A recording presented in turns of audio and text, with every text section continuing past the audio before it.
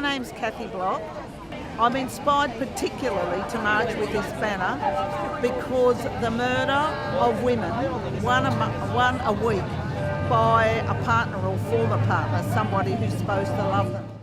Michelle Myers from the Maritime Union of Australia, supporting Jimena Lopez, has been unfairly sacked by LATAM Airlines and LAN Airlines for union organising. Not good enough. International Women's Day 2015. Solidarity, sister. Because I believe in the work of International Women's Day in promoting better conditions for women, particularly about the women's refugees, which is the theme today. And basically I believe that women need to be better represented in the House, the Senate and on the road, safe roads. Well, I was inspired to march and to join the rally for the women for equal opportunities for employment and for their increase in wages. And of course our trade unions, the HSU, the ASU, the PFA, the FFU, the NUA, the nurses, the teachers, United Voice, the CFMU, AMWU. We are so glad you're here. And also all the women that sadly are no longer walking amongst us. I would like to remember them and the sacrifices that each and every woman has made to this land. And today we are raising our voice to defend our women's services. At the beginning of this year, in a whirlwind of blue ties, knighthoods, gaffes and bad policy decisions, Tony Abbott has continued his attack on women's services. His heartless theft of $271 million from community sector funding has seen many services close, many programs end. As most of you would be aware, domestic violence is the leading cause of death and injury for women under 45 in Australia. I really call on people to stop calling domestic violence a scourge. It's not a scourge, it's not a plague, it's not something out of the Bible. This is man-made, this is crime, and we have to stop it. Now the appalling statistic that 20 women have been killed so far this year. We're in week 11 of 2015 and 20 women have been killed, and we will march shortly through the streets of Sydney honouring those dead.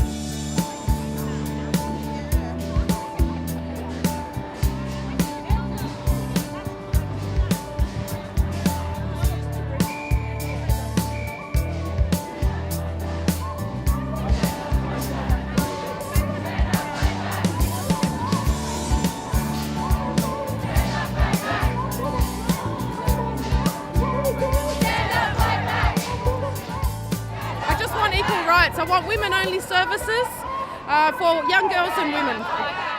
Well, right now they're closing a lot of the services where women have been able to access in the past, which means they are able to get out of the situation where they're facing violence. Once they close those, there's no options for a lot of women. They just have to, facing violence in the home and suffering from it. Domestic violence is a crime, mainly perpetrated by men, and my kids deserve better than that. I'm a public school teacher. I teach children every day whose lives are affected by domestic violence, and those children deserve better than that. I want a world without domestic violence. We've got to stand up and say no and put an end to it.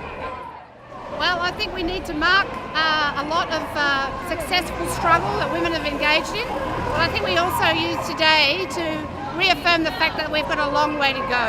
And we need to march with our friends and allies for a range of issues, including women's services, our right to reproductive rights, which we still don't have in the state of New South Wales in the 21st century, and a range of other issues where women still face entrenched discrimination. Well, I'm marching for gender equity. 20% of all women are women with disability, and we just want the same access to health services, to transport, to reforms that mean equality for everyone. We're marching because there are so many cutbacks to services for women by both the Baird government and the Abbott government. They are slashing community funding for women's refuges, for women's health centres, for mental services for women, and those services need to be restored. Tell me, Jamie, what inspired you to come and march with these wonderful women today? Well, to offer my support, to offer solidarity for all of the issues that we know are so important that in particular are under attack. And that's why I'm here today, to provide solidarity and be here to march alongside so many fantastic people in this community. What are your thoughts on the on the Baird government's cuts to women's services?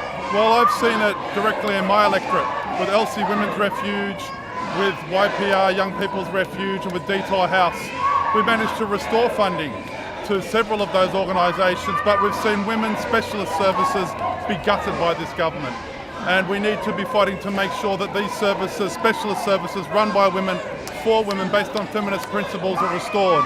And the mega NGOs, in particular faith-based ones, should not be involved in this sector, because really there's so much experience that's already there that's being dismantled by this government. What's your view on the recent statistics of domestic violence?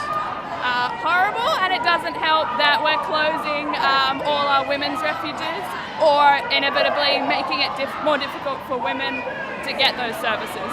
If you had a message to Mike Baird, what would it be? It'd be, what are you doing? Help us, don't hinder the process. It's vital that we all march on International Women's Day. As you've heard from the outstanding speeches we had earlier, there's a long way to go in the fight to obtain equality for women in this country and indeed across the world. So it's important that every year we get on the streets and make our point loud and clear that we stand up for women's rights, and we'll continue to campaign very strongly to ensure that we have equality in this country. The fight for equal pay for women, the cut to services and funding for domestic violence victims. I'm part of the New South Wales Network of Women with Disability, and I march every year and I enjoy it. You're inspiring. Thank you. Thank you. No worries. Great job. Means yes, no means no. New South Wales is not for sale. I don't think that we should be cutting services to any people in need, whether they be women or racial minorities or anything like that. So, Tell me what inspired you to get out of bed and come to this march today? Because I believe in equality, and I believe that women deserve to be respected and treated with respect. What's your sign read? Tell me what you're promoting here today. There's always the shortage of women in the House of Representatives, and in the current federal government we do not have enough women in primary cabinet seats. I agree with you. Have a good day. Thanks.